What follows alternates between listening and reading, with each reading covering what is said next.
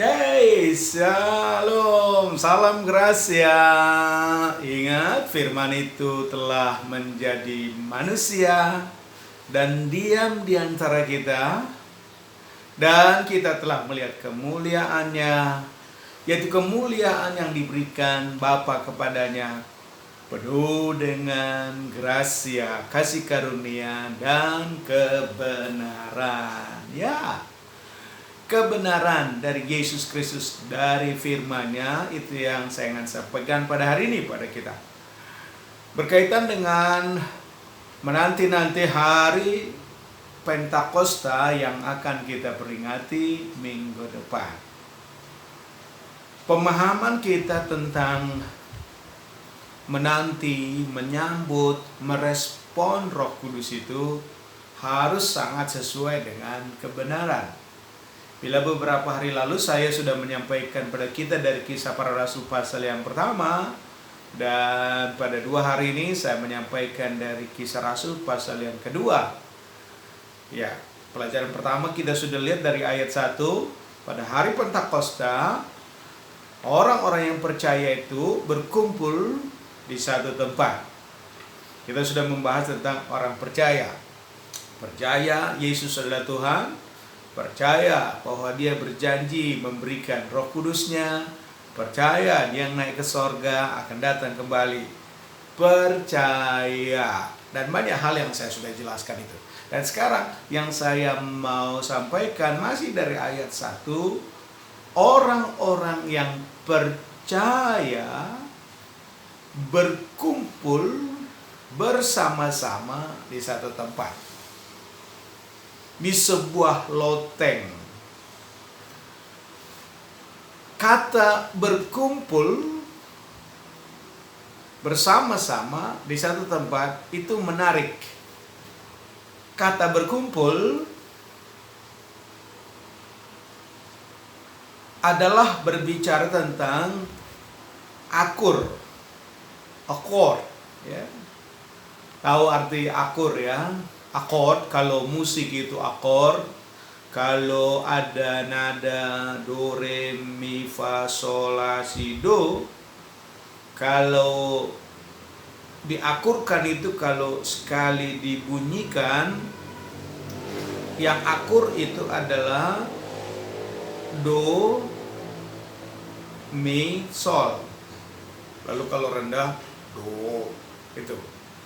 Kalau dibunyikan itu akur. Walaupun berbeda nadanya di dalam nada musik, tapi kalau dibunyikan itu jadi akur. Malah jadi kedengaran akan indah dan harmonis. Nah, hal yang sama menyambut kehadiran pribadi Yesus, menyambut kehadiran Roh Kudus itu. Tuhan katakan dalam Kisah Rasul pasal 2 ayat yang pertama itu, orang yang percaya itu bersama-sama akur di satu tempat, bersama-sama unity di satu tempat, bersama-sama mereka satu kesatuan yang tidak terpisah satu dengan yang lain. Nah, waktu itu kan mereka di loteng, di sebuah loteng mereka bersama-sama. Tapi situasi kita saat ini sedikit berbeda. Justru kita di hari jelang hari Pentakosta minggu yang akan datang, kita beribadah di rumah masing-masing, bukan di satu tempat. Lalu apa kaitannya firman ayat 1 dari pasal 2 itu dengan situasi kita sekarang? Ya, saya mau sampaikan hal yang sesuai dengan keberadaan kita sekarang. Nah, saya mau sampaikan ini. Siapakah orang yang percaya itu? Yaitu saudara, suami, istri, anak-anak, dan siapapun yang ada di rumah yang sudah percaya kepada Tuhan Yesus. Adalah sebuah panggilan bagi kita semuanya untuk kita bersama-sama dalam satu penantian, satu hubungan yang baik dengan Tuhan dan dengan kita sendiri. Mereka bersama-sama berkumpul di satu tempat. Jadi walaupun kita tidak bersama-sama beribadah di gereja, seperti kebiasaan kita kan, kita beribadah di gereja tiap hari 10 hari sesudah hari kenaikan ke sorga. Kita tidak bisa lakukan itu dalam situasi ini. Tetapi di sisi lain kita tetap satu di dalam Tuhan. Dan di mana kesatuan, di mana keakuran itu kita tunjukkan? Ya di rumah. Di rumah masing-masing. Ayo setiap hari tentukan sendiri waktunya di mana suami, istri, orang tua berkumpul bersama-sama di rumah.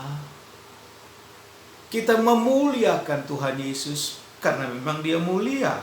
Layak kita dan sudah seharusnya kita berkata pada Yesus, memang Engkau Tuhan mulia.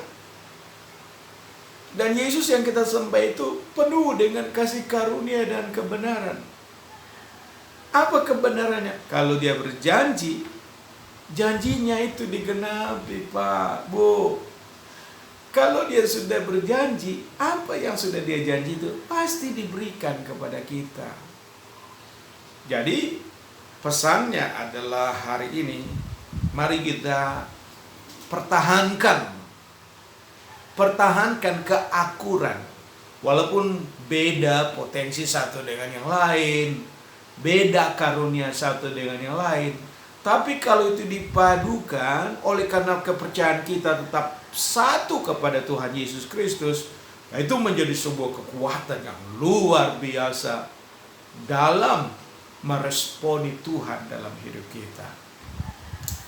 Namun demikian saya harus sampaikan ini. Apa sih yang membuat kita sangat sulit untuk akur? Nah, beberapa saya sampaikan ya. Yang nomor 1, sombong. Sombong. Lawan sombong adalah rendah hati. Orang sombong itu, dia merasa, buat apa? Saya nggak perlu Tuhan. Orang sombong itu berkata, saya nggak perlu bersekutu dengan orang lain. Orang sombong itu akan berkata, saya tidak butuh dikhotbahi. Sangat sombong.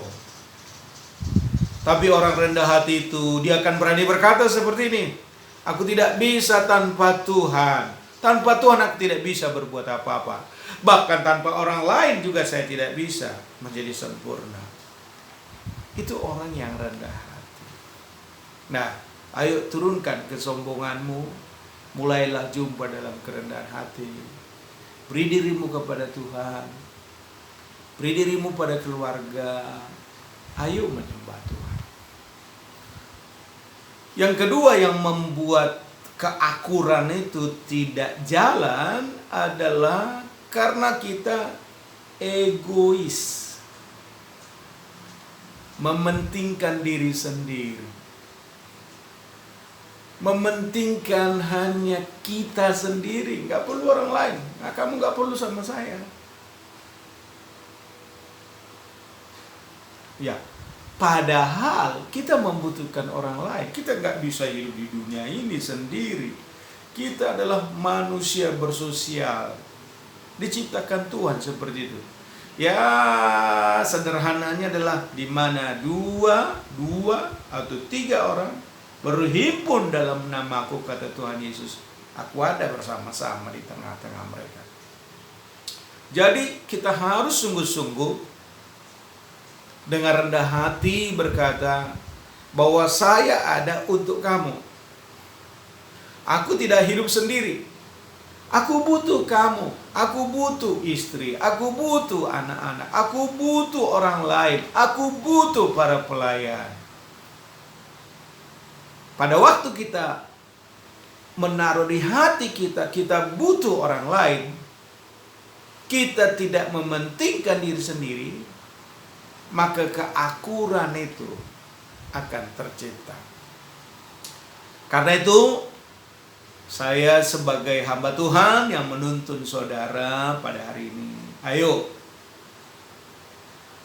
jangan lupa bersama-sama di rumah memuji dan menyembah Tuhan, masuk di hadirat Tuhan, di mana Tuhan hadir, muliakan Dia, dan bersama-sama dengan keluarga menghormati Tuhan dalam seluruh kehidupan.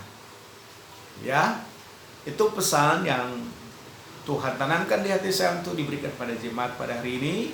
Kiranya semua jemaat tetap terjaga roh, jiwa, dan tubuhmu sehat-sehat sampai selama-lamanya, sampai Tuhan Yesus datang pada kali yang kedua.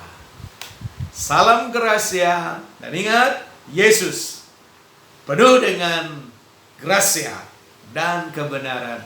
Sampai jumpa, ya. Tuhan Yesus memberkati. Shalom.